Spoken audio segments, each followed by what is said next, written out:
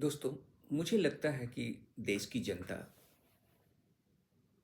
अपने भारत की मूल्य को देखना बंद कर दी है। पहले के बजट में क्या होता था? कांग्रेस की जब सरकार हुआ करती थी, तब देश में बढ़ती रही बेरोजगारी, महंगाई, भूखमरी, शिक्षा जैसी ज्वलंत मुद्दों पर बात होती थी। उसी को देखते हुए बजट तैयार किया जाता था।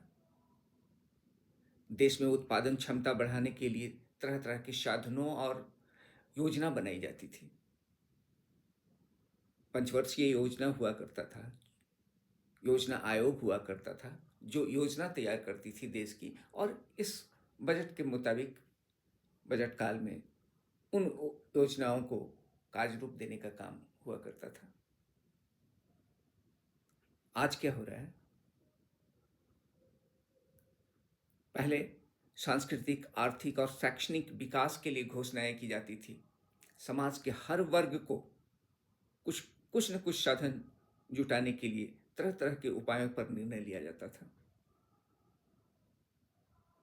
उत्पादन बढ़ाने के लिए कल कारखानों का प्रोविजन होता था।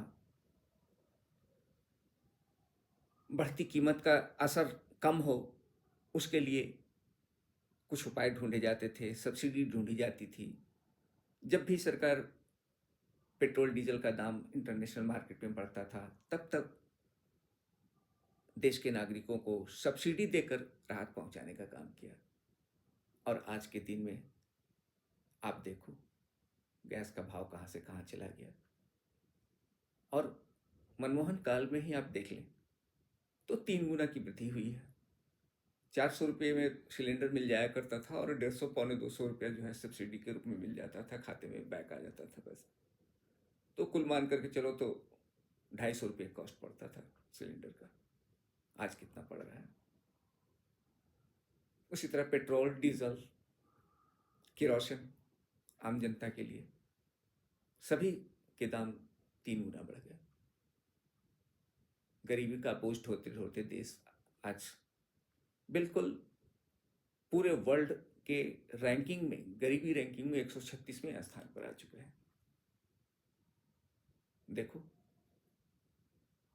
और इस सरकार की जो काम करने की स्टाइल है, जरा सा भी कोई तब्दीली नहीं। बड़े बड़े पीएसयू को बेच बेच कर जो है सरकार देश चला रही है। कई तरह की समस्याओं को देखा जा रहा है इस सरकार के अंदर में। फिजूल खर्ची बहुत ज़्यादा बढ़ी हुई है। देश के लोगों के ऊपर में टैक्स का मार पड़ रहा है। आम जनता के टैक्स के में किसी भी तरह का कोई रिलीफ मोदी जी ने दिया। जिनकी तनख्वाह सालाना लाख रुपए भी नहीं है,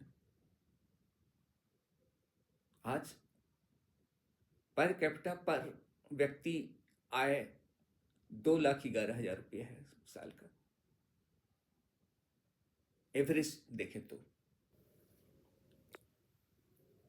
आज पूरे मीडिया में, गोदी मीडिया में 12 लाख रुपए का झुनझुना बजाया जा रहा है। जनता को गुमराह किया जा रहा है। इतना बड़ा धोखा, इतना बड़ा फ्रॉड खुलेआम हो रहा है। 12 लाख रुपया का फंडा जरा गौर से देखें तो हमें लगता है कि जहां एवरेज इनकम इंडिया में पर व्यक्ति पर ईयर 2,11,000 रुपया मात्र है, और 80 करोड़ जनता आज हमारे भारत में 5 किलो थैले के लिए महीनों इंतजार करता है। तो ये झुनझुना, ये 5 किलो राशन पाने वाले लोगों के लिए है या बड़े बड़े लोगों के लिए है? ये समझने की जरूरत है। आज मध्यम वर्ग के पास खर्च करने के लिए रुपए नहीं है।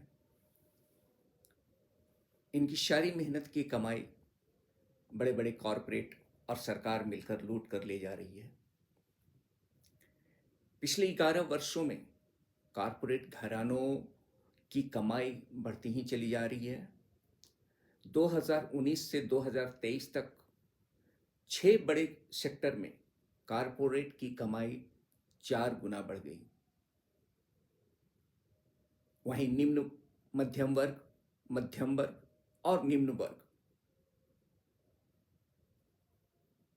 के लोगों को डायरेक्ट और इनडायरेक्ट टैक्स की मार झेलनी पड़ रही है।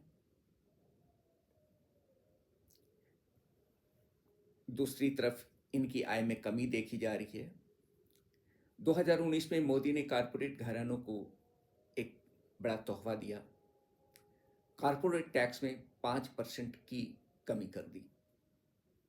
वहीं आम नागरिकों के ऊपर में जीएसटी, अदर डायरेक्ट और इनडायरेक्ट टैक्स मिलाकर पॉकेट से पैसे निकालने का काम करती चली आ रही है।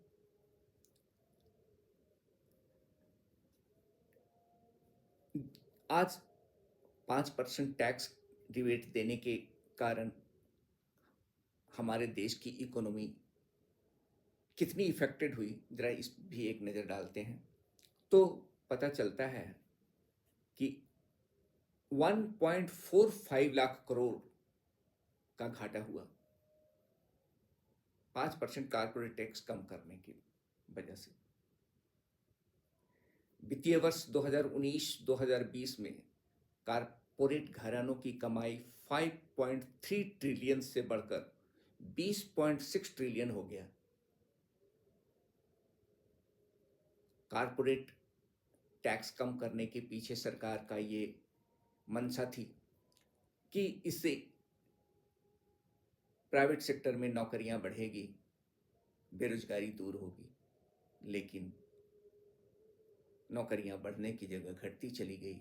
अपने प्रॉफिटेबिलिटी के लिए एम्प्लॉय को कम करना शुरू कर दिया कंपनियों ने, और आज सड़कों पे बेरोजगार लोगों की एक फौज हम लोग देखते हैं। तो फिर ये कैसा बजट है? आगे फिर हम देखते हैं